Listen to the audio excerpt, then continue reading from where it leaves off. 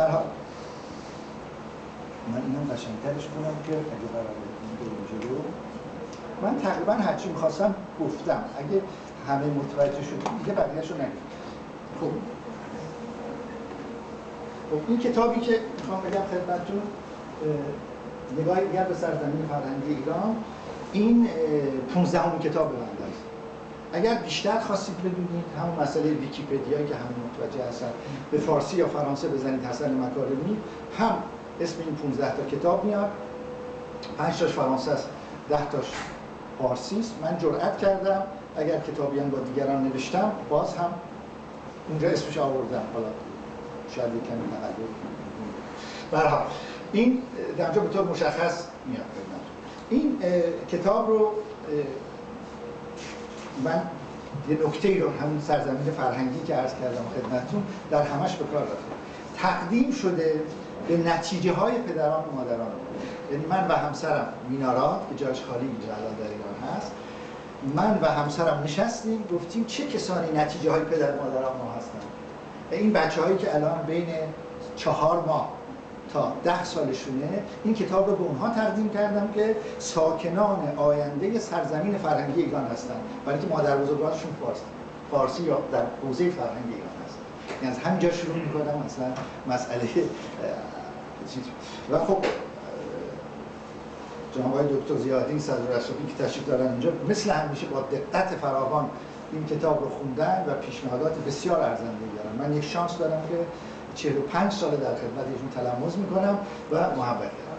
به هر حال این کتاب برای خرید و اینهاش هم میتونید الکترونیکی بگیرید خوشبختانه، هم خودشو از آمازون. و خواهشم این بوده، علت این که اصلا تعداد کمی هم آوردم اینجا، علتش این هست که من معتقدم بر حسب حالا هم که میگن کتاب بخرید، من میگم نخرید، لطفا نخرید، بذارید تو خونه، ولی که تنها خاصیتش اینه که درختامون از بین میبرن. الان که الکترونیکی هست، هر وقت خواستید بخرید بخونید، خود نخرید بذارید. هیچ نه خاصیتی برای من نویسنده داره، نه برای خود فروشنده داره، هیچ خاصیتی برای هیچ کس نداره جز اینکه یه مقدار درخت بریده میشه. اگه میخواید بخرید، روزی که خواستید بخرید، خواستید هدیه بدید به کسی، تک بزنید 2 روزه براتون میاد و این محبت کنید، نخرید اگر نمیخواید بخونید. این خیلی مسئله روشن. این البته گفتم 15مین کتابه، حالا اگه فرصتی شد 14مش هم یه معرفی میکنم برای آخرین 14مش یه کتاب شعره که به هر حال چجوری میشه خریدش آمازون و قیافه ظاهرش. در اینجا این فهرست کتاب هست برای اینکه روشن کنم به نتیجه‌ای که میخوام برسم. من در ایران سرزمین فرهنگی ما ایرانیان نتیجه رو اول گفتم. اگر کسی دوست داشت بره دنبالش، ما ایرانیان از نگاه دیگر که این نگاهی به رویات ما ایرانیان، ضرورت دوباره نگاری تاریخ ایران برای ایرانیان و خشونت بر روان ما. در اینجا سعی کردم بگم که من اگر میخوام یک مدیریتی اختراع بکنم برای آینده مردم ایران، این مدیریت به مدیریت پذیری مربوطه.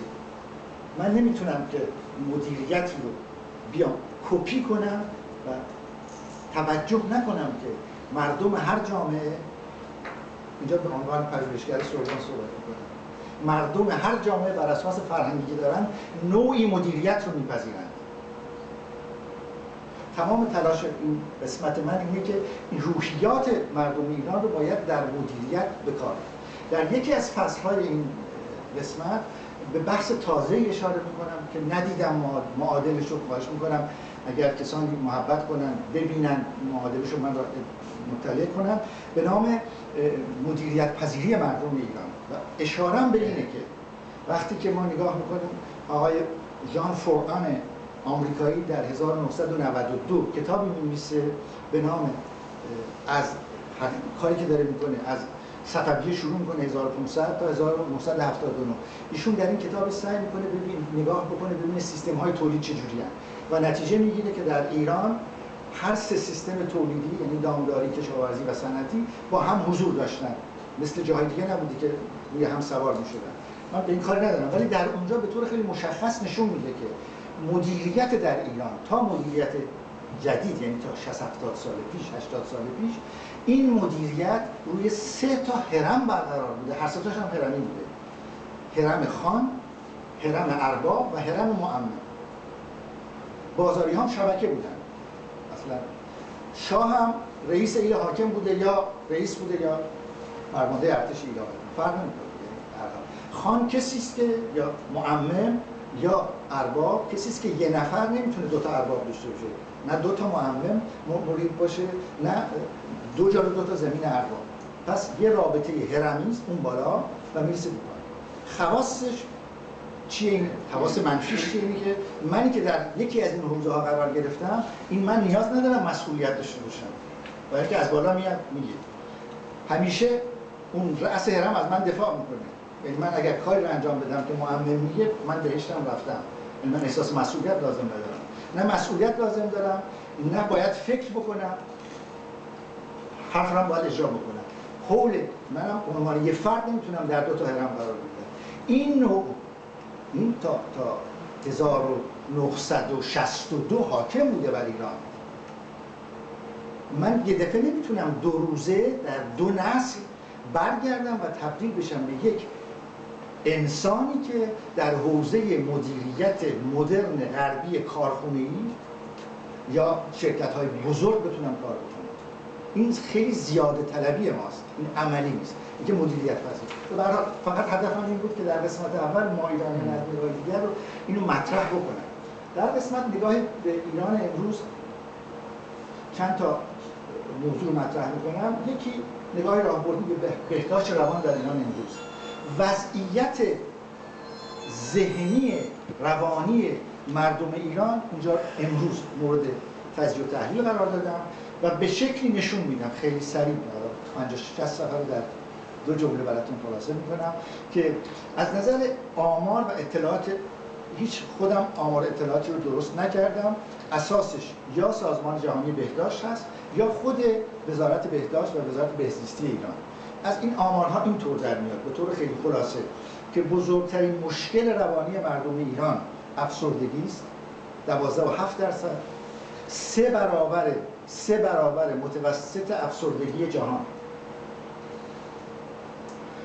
پایین‌ترین افسردگی رو ژاپن داره 2.5%، بیشترین و افغانستان و فلسطین 20%. ولی اینها دلیلی داره که به هر حال افغانستان و فلسطین 3 نسل مردم در چاه دارن و افغانستان واقعا 31 ساله که در جنگ به یک حالتی میشه به یه شکلی تعبیر کرد، ولی ایران دلیلی نیست که 3 برابر متوسط و افسردگی رو میبرم جلو که اینکه کمکاری ما، یعنی اینکه خود دولت اعلام میکنه که کارمند دولت 56 دقیقه در روز کار مفید انجام میده. اعتیاد ما 2 میلیون. مسائل انحراف هایی که وجود داره، تمام اینها رو من بررسی میکنم و مربوطش میکنم به افسردگی.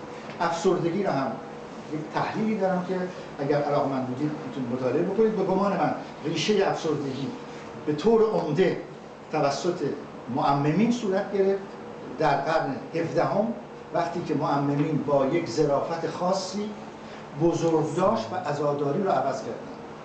از نظر روانی عزاداری یک پروسس، یک مرحله روانی لازمه برای که من جای رفته رو پر کنم، ولی معممین با یک زبلی خاصی در طول 2 قرن بزرگداشت و عزاداری رو عوض کردن. و ما هنوزم از خودمون متحیریم چرا وقتی یک بزرگی میمیره قدرش رو میدونیم. علتش اینه در فرهنگ ما بزرگداشت و عزاداری عوض شد. کار خیلی زیادی است که بخوام اینا دوباره عوض بکنیم. منظور من از این که نگاه راهبردی به بهداشت روان در ایران امروز به اینجا میرسه.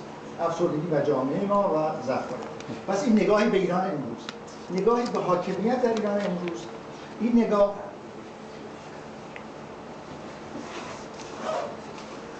عمده ترین مسئله‌ای که در اینجا مطرح هست برای من اینه که وقتی میخوام یه بحثی رو راجع به اون چسب اجتماعی، کوهیزیون سوسیال یا همبستگی ملی پیدا بکنم، باید یه مقدارم نگاه بکنم حاکمیت در ایران امروز چه شکلی. نگاهی که من کردم از 2 طریق هست. طریق دوم مسئله حقوق بشر است، تخصصم در حقوق بشر است، اون رو میذاریم کنار که چه رفتاری رو ما داریم از حقوق بشری. ولی برای اینکه نگاه بکنم بیشتر و عمیق‌تر، آمدم کتابی رو که آقای روحانی به نام امنیت ملی و نظام اقتصادی ایران نوشته این کتاب رو در 4 مقاله مفصل تجزیه و تحلیل کردم با دید یک روانکاوی که استراتژی بلده یا یک استراتژیک روانکاو. و این اول زمینه مثبتش اولین بار در تاریخ مملکت ما که یک رئیس دولت قبل از رئیس جمهور شدنش یک کتاب استراتژی نوشته، میگه مهمه. این یک به نظر من بسیار با ارزش و با اهمیت. مسئله دوم، وقتی این کتاب رو نوشته 1391 چه میشه 5 سال پیش، وقتی